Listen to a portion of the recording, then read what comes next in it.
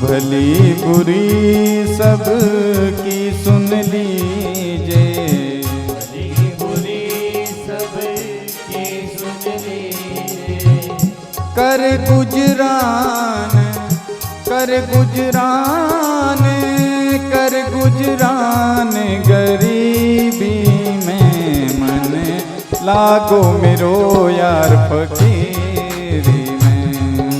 लागो मेरो यार फकीरी में।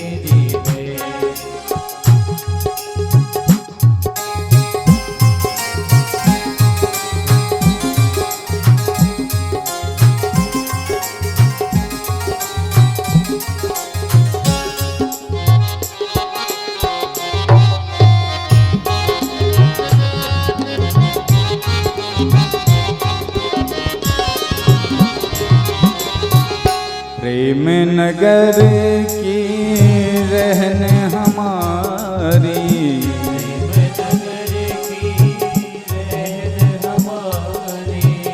प्रेम नगर की रहन हमारी,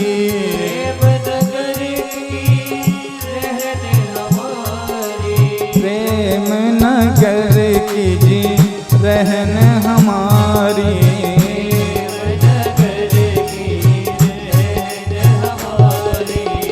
प्रेम नगर की रहन हमारी,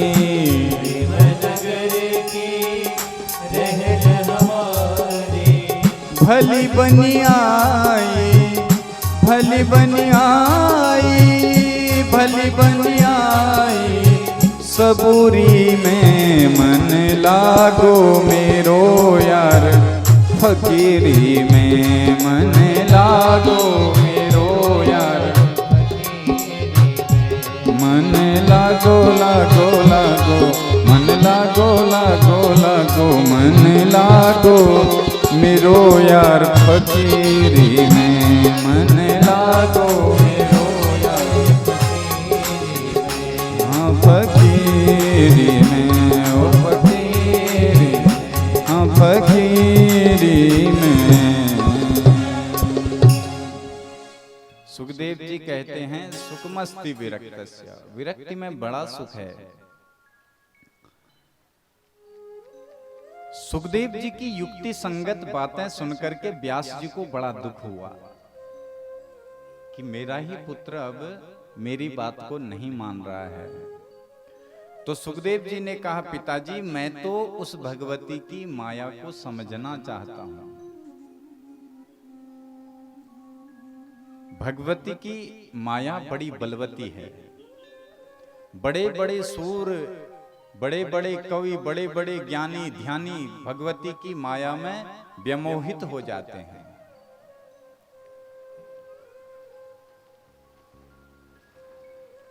और माया कैसी है भगवती की देखो, आप और हमको लगता है हरे राम राम ये इतना सेठ कैसे बन गया। हे श्याम गुणमयी माया मम माया दुरत्यया। भगवान की जो भगवती की जो माया है ये बड़ी बलवती है। इसको पार करना, इसको समझना बड़ा कठिन है। लेकिन मामेव ते प्रपद्यन्ते माया मेताम तरन्ति ते। जो भगवती की शरणागत हो जाता है, जो भगवान की शरणागत हो जाए तो यही माया उसको तारने का काम करती है। आपने जादूगर देखा होगा, जादूगर को देखा है? कितने लोगों ने देखा? सबने देखा है? देखा है तो ऐसे ऐसे करो ना, जब सर हिलाओगे तभी तो हमें पता लगेगा कि आपने देखा है। ऐसे ऐसे हैं? देखा है ना? कब देखा? सुनखरी में आया था क्या? हाँ आते होंगे मेले ठेले में, हैं? बहुत साल पहले आया होगा। तो वो जादू क्या दिखाता है? बोला मिट्टी को लिया हाथ में और कहेगा देखो क्या है, मिट्टी है, सबको दिखाएगा और मुट्ठी बंद करेगा, फूंक मारेगा तो रुपया दिखा देगा, डॉलर। अब देखने वाले सब हैरान हो रहे हैं। अरे भाई ये तो बड़ा गजब का है, रुपया बना दे रहा है, कभी गर्दन काट के दिखा दे रहा है, कभी मुर्गा बना दे रहा है। सब तो हैरान हो रहे हैं, लेकिन उसके साथ में एक और होता है जमूरा, जमूरा है जो उसका साथी होता है, वो बिल्कुल हैरान नहीं होता। क्यों? वो जानता है ये सबको उल्लू बना रहा है। अगर ये ऐसे ही पैसे बनाता, मिट्टी को हाथ में लेके फूंक मार के, तो फिर ये जादू दिखा के पैसे क्यों मांगता? फूंक फूंक के बनाते जाता और अपनी तिजोरी भरते जाता। इसका मतलब हमारी आंखों में ये माया का पर्दा डाल दे रहा है इंद्रजाल करके। अब ये जो दिखाना चाह रहा है हमको वो दिख रहा है। इसी का नाम है माया। इस माया से सब हैरान होते हैं। कल तक देखो साइकिल में चल रहा था, आज देखो इसके पास है स्विफ्ट गाड़ी है, डिजायर गाड़ी, और मर्सिडीज में घूम रहा है लाखों करोड़ों की गाड़ी में। सब हैरान हो रहे हैं, लेकिन जो ज्ञानी हैं, जो भगवती के आराधक हैं, जो संत हैं, वो बिल्कुल हैरान नहीं होते। वो जानते हैं अगर आज ये करोड़पति है तो कल इसको रोडपति होना ही होना है, अगर आज कोई गरीब है तो कल इसको अमीर होना ही होना है। ये तो माया का खेल है, इसमें हैरान क्या होना है? क्योंकि ज्ञानी जानता है अमीर को भी वही 2.5 गज का कफन मिलना है और गरीब को भी वही 2.5 गज का कफन मिलना है। मरना सबका एक सा है, तो क्यों इसमें सोच करना है, क्यों विचार करना है? इसलिए भगवती की माया को प्रणाम करो।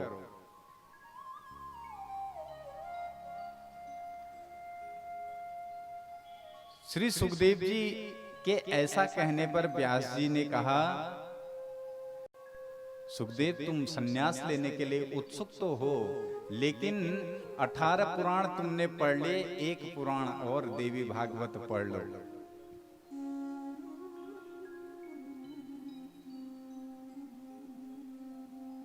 और ये आपको राजा जनक पढ़ा देंगे। बहुत अच्छा, राजा जनक बड़े ज्ञानी हैं,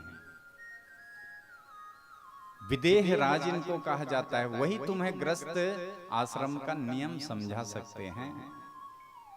प्रेम से बोलो। अब देखो बाबा बनने में फायदा है या गृहस्थी रहने में फायदा है, ये बात आपके काम की है, इसको ध्यान से सुनना।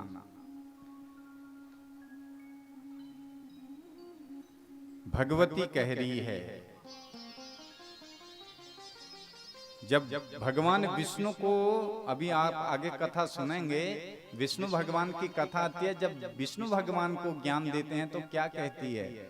श्लोकार्धेन तथा प्रोक्तम भगवत्याखिलनार्थदम सर्वं खल्मिदमेवाहं नान्यदस्ति सनातनम।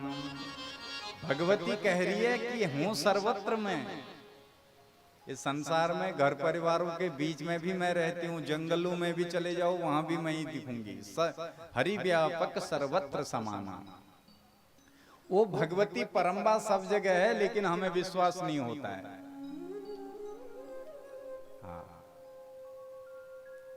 प्रेम से बोलो। देखो आप लोग ना प्रेम से बैठा करो एक आसन में, थोड़ा थोड़ा दूर दूर होके। अब ऐसे ऐसे बैठे रहते हो, हम परेशान रहते हो, हमें भी दया आती है, ये माताएं बेचारी इतनी परेशान क्यों हैं? थोड़ा थोड़ा दूर दूर बैठ लिया करो, आराम से बैठा करो, कोई बात नहीं। और जैसे आपको सुख मिले वैसे बैठा करो, ठीक है? प्रेम से बोलो। तो सर्वम खलमिदम ब्रह्मा ईशावास्यमिदं सर्वम यत्किंच जगत्याम जगत। भगवान भगवती सर्वत्र है, अण अण में कण कण में वो विराजमान है। अब लेकिन हमें नहीं दिख रही है। जर्रे जर्रे में झांकी है भगवान की, किसी सूझ वाली आंख ने पहचान ली। सुखदेव जी को व्यास जी कह रहे हैं, बेटा वो भगवती जिसको तू जानना चाह रहा है, समझना चाह रहा है, वो यत्र तत्र सर्वत्र है। लेकिन सुखदेव जी कहते हैं मुझे तो कहीं दिखाई नहीं देती, अब आश्रम में मन नहीं लगता मेरा, तो व्यथित हूं मैं। देखो आप और हमारा भी यही हाल है, सब जगह भगवान है, अंतर बहिर्वस्थितम, अंदर भी वो है हृदय में, और मूर्तियों में भी भगवान है, लेकिन हमको न तो अंदर ही दिख पा रहे हैं न बाहर ही दिख रहे हैं। और सुनते रोज हैं कथाओं में, हरि व्यापक सर्वत्र समाना, भगवान सब जगह हैं, भगवती सब जगह हैं, लेकिन विश्वास नहीं हो रहा है। और कहीं रात्रि में शमशान घाट से जाना पड़ जाए, अकेले फंस जाएं, हैं? तो दूसरे दिन फिर भगत जी को ढूंढेंगे, भाई भगत जी को बुलाओ।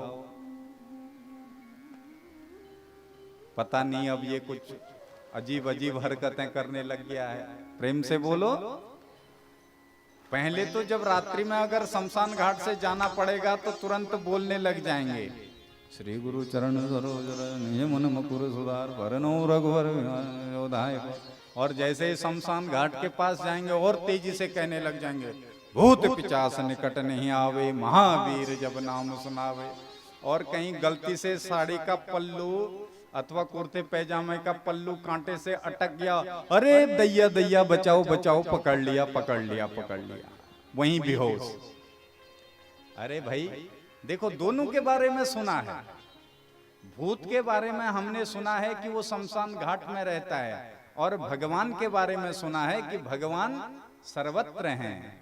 भूत के बारे में तो विश्वास हो गया कि वहां रहता है, लेकिन भगवान के बारे में अभी तक विश्वास नहीं हो पाया। इसी का नाम माया है। जिस दिन ये विश्वास हो जाएगा कि वो भगवान, वो भगवती सर्वत्र है, फिर उस शमशान घाट में भी हमको भगवती दिखाई देने लगेगी, भगवान दिखाई देने लगेगा। भूत तो फिर कहीं है ही नहीं।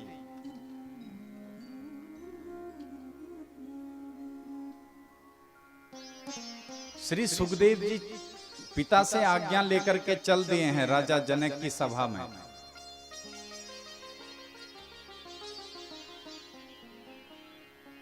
महाराज जनक मिथिला के राजा हैं।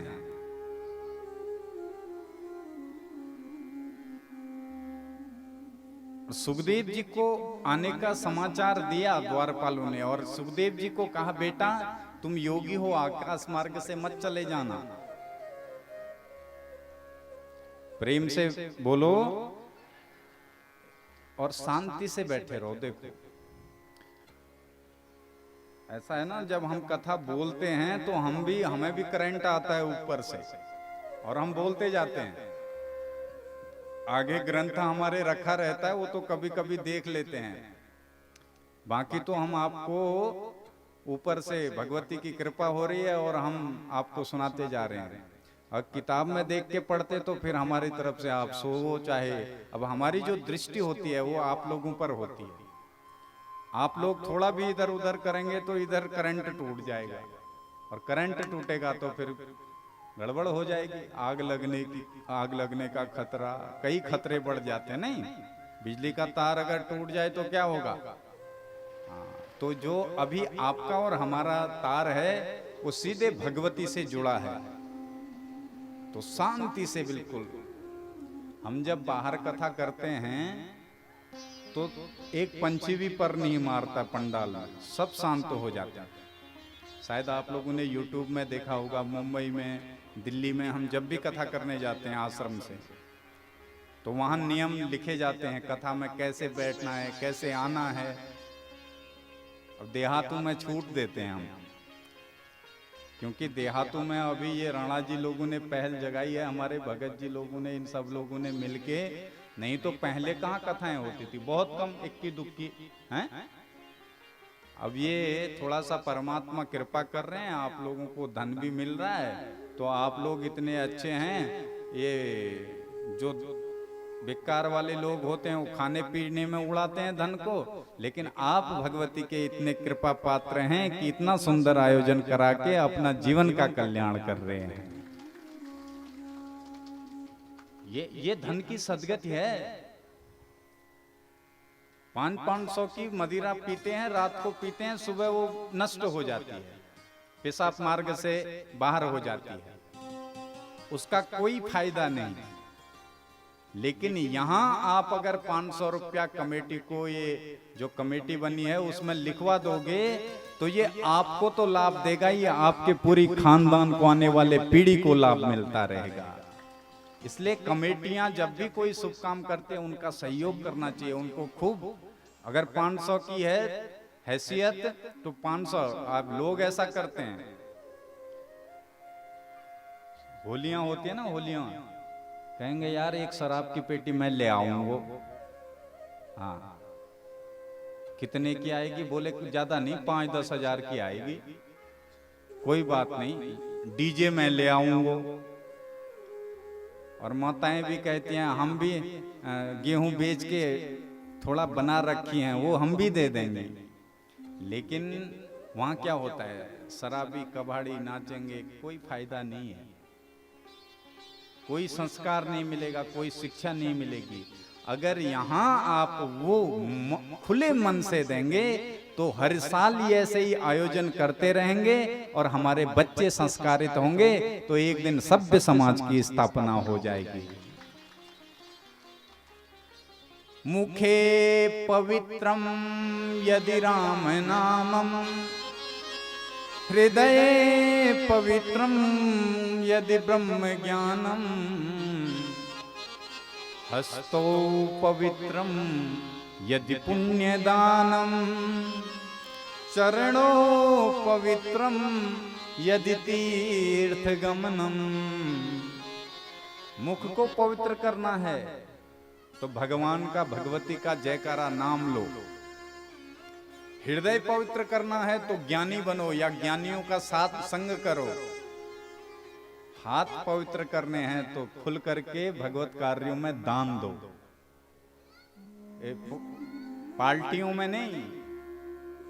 हैप्पी न्यू ईयर वाली जो जनवरी में आती है ऐसी पार्टियों में नहीं, नवरात्रियों में जो नव वर्ष आता है ऐसे पुण्य कार्यों में दान दो तो हाथ पवित्र हो जाएंगे। और चरण पवित्र करने हैं तो तीर्थाटन करो, तीर्थों में भ्रमण करो। सुखदेव जी से कहा बेटा तुम आकाश मार्ग से जाना, आकाश मार्ग से मत जाना, पैदल जाना, चल करके जाना, नदी तालाब पहाड़ पर्वतों को देखते हुए जाना। तो सुखदेव जी पैदल चल रहे हैं। अलक्ष्य लिंगो निज लाभ तुष्टो, वृतश्च बाले अवधूत वेशा। और जब चल रहे हैं तो कैसे चल रहे हैं? सुकुमार हैं, अजान बाहु हैं, विकीर्ण बिखरे हुए केस हैं, अलक्ष्य लिंग हैं। अलक्ष्य लिंग का मतलब इन्हें मालूम नहीं है कौन स्त्री है कौन पुरुष है, इस भाव से चल रहे हैं। इतना प्रबल वैराग्य इनके अंदर है। और राजा जनक की सभा में बैठे पहुंचे तो द्वारपालों ने जनक जी को आदेश किया, समाचार सुनाया कि राजन हमारे दरबार में व्यास जी के पुत्र सुखदेव जी पधारे हैं। बोले खड़े रहने दो उनको। सुखदेव जी 6 महीने तक खड़े रहे हैं गेट पे। देखो इसको कहते हैं संत। 6 महीने तक अप्सराएं भेज दी, राजमहल में जो नृत्यांगना थी उनको भेजा कि जरा देखो ये अपनी स्थिति से विचलित होता है या नहीं। लेकिन सुखदेव जी को कोई भी कुछ भी फर्क नहीं पड़ा। सुखदेव जी यथावत बने हुए हैं। 6 महीने तक जब सुखदेव जी अपनी स्थिति से हिले नहीं तो राजा को लगा ये पूर्ण रूप से ज्ञानी और पूर्ण रूप से वैरागी है। तो राजा दशरथ राजा जनक अपने परिकरों को, अपने सैनिकों को लेकर के स्वागत के लिए आए हैं। फूल मालाएं गले में पहनाई, पाद प्रक्षालन के, चरण धोए, क्योंकि महापुरुषों के चरण, विद्वानों के चरण जिस धरती पर पड़ते हैं वो धरती पवित्र हो जाती है, उस धरती के पाप नष्ट हो जाते हैं। ब्यालाल यद्रुमाते व्यतिरिक्त खिल संपदा, यद ग्रहास्तीर्थ पादीय पाद तीर्थ विवर्जिता, पाद तीर्थ विवर्जिता।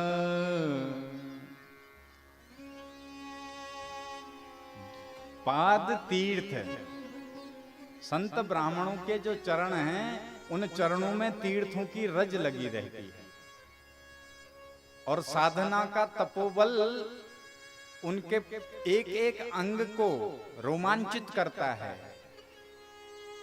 तो जब उनके चरण घरों में पड़ते हैं तो होता क्या है, हमारे घरों में अनेक आधियां व्याधियां रहती हैं।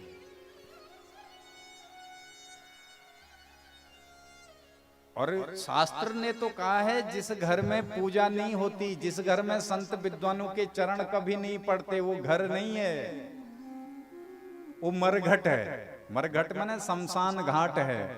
ये मैं नहीं कह रहा हूं। न वेद शास्त्र ध्वनि गर्जितानी, न विप्रपादोदक कर्दमानी, और शमशानि तुल्यानि ग्रहाणितानी। बोले वो घर शमशान है। कौन सा घर है? जिस घर में कभी विद्वानों के मुख से वैदिक मंत्र नहीं गूंजते हैं, जिस घर में साधु ब्राह्मणों के चरण नहीं पड़ते हैं, बोला वो कितना ही अच्छा क्यों ना हो, टाइलें क्यों ना लगी हों, वो घर उसके चारों ओर काल का डेरा रहता है। ब्यालाल यद्रुमा, द्रुम कहते हैं वृक्ष को। अब आम का सीजन आने वाला है, आम का पेड़ फलों से लदा हो, हैं? होते हैं आम सुनखरी में, हैं? होते हैं तो ऐसे ऐसे करो, हाँ होते हैं। तो आम का वृक्ष लदा हो फलों से, और नीचे उसके सांप लिपटे रहे उस पेड़ के नीचे, तो बताओ उसके नीचे छाया ले सकते हैं आप और हम गर्मी में? और उसके फल को खा सकते हैं? नहीं खा सकते हैं। तो बोले वो घर है तो दिखने में सुंदर, लेकिन ना तो उस घर में कोई बैठ सकता है, ना उस घर में कोई चैन से रह सकता है। इसलिए जिस घर में संत ब्राह्मणों के चरण पड़ते हैं वो घर, वो कुल पावन हो जाता है, पवित्र हो जाता है। अध्यनस पितरस तृप्ता अध्यनः पावितम कुलम यद भवान आगतो ग्रहान। जनक जी कहते हैं महाराज आज मेरा कुल पवित्र हुआ, आज मेरा घर पवित्र, राज्य पवित्र हुआ, जो आप जैसे योगी महापुरुष हमारे घर में स्वयं चल करके आए हैं। पूजन किया षोडशोपचार सुखदेव जी का। सुखदेव जी को बैठाया और सुखदेव जी से कहने लगे, गुरुवर आप वेदव्यास मेरे गुरु हैं, उनके पुत्र हैं, तो पुत्र भी गुरु समान ही होते हैं। आपके आने का क्या कारण है? किस कारण से आपको आना पड़ा?